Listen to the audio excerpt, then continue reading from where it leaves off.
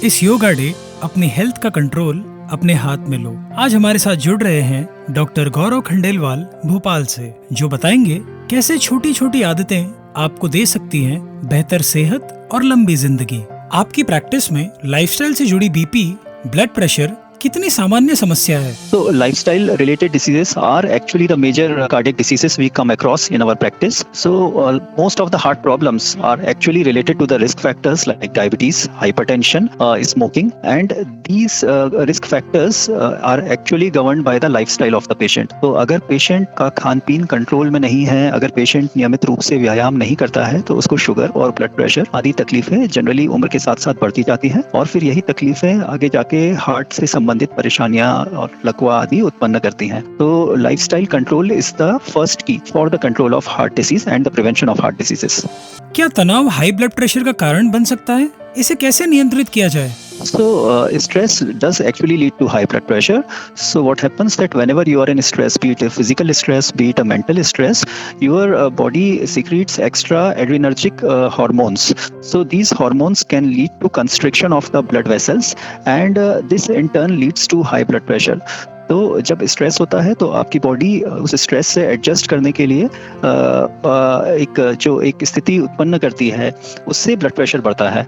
तो इसी तरीके से ब्लड प्रेशर को कंट्रोल करने के लिए भी सबसे पहला रास्ता हम यही बोलते हैं कि आप अपना स्ट्रेस लेवल कम करें और उस मेडिटेशन करें। क्या योग या श्वास अभ्यास से ब्लड प्रेशर को प्राकृतिक रूप से नियंत्रित किया जा सकता है? So what happens that when you do yoga or deep breathing exercises, your brain becomes more calm, your body becomes more stable, it is more able to function more properly in relation to your day-to-day activities. और जब आप ज़्यादा शांत अवस्था में होते हैं तो निश्चित रूप से आपका ब्लड प्रेशर भी बहुत स्टेबल रहता है, ब्लड प्रेशर की दवाइयों की आपकी ज़रूरत कम होती है और केवल ब्लड प्रेशर ही नहीं, ओवरऑल कार्डियक हेल्थ भी आपकी बहुत इंप्रूव होती है। सो ध्यान, योग, मेडिटेशन और थोड़ा स्ट्रेचिंग, फिजिकल एक्टिविटीज, डेली 20 से 25 मिनट की ब्रिस्क फिजिकल एक्टिविटी और वॉकिंग, इन सब का ब्लड प्रेशर कंट्रोल में बहुत महत्वपूर्ण योगदान है।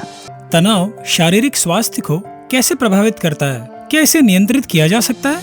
सो ये बहुत ज़रूरी है कि अगर हम एक अच्छी हार्ट हेल्थ, एक बेहतर ब्लड प्रेशर स्टेबलाइजेशन, एक बेहतर शुगर कंट्रोल आदि चाहते हैं तो हम अपना be it physical stress, be it mental stress, इसको हम कंट्रोल करें।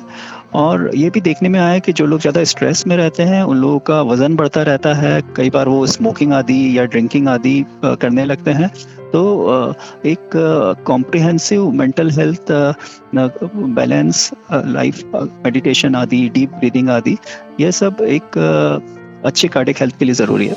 तनाव में रहने वाले कामकाजी पेशेवरों के लिए आपका क्या सुझाव है? So my main advice to working professionals under stress is that keep your priorities set. ये हम समझें कि आपको आपके लाइफ में एक अच्छी हेल्थ बाकी सभी चीज़ों से ज़्यादा इम्पोर्टेंट है। तो अपने लिए नियमित रूप से थोड़ा समय निकालें, 20 से 25 मिनट की फिजिकल एक्टिविटी, 10 मिनट का डेली ध्यान, योगा, प्राणायाम, एक आपको बहुत लंबी और हेल्दी लाइफ के लिए आगे प्रमोट करता है और यह चीज़ आपके बच्चों के लिए भी बहुत अच्छा एग्जाम्पल सेट करती है।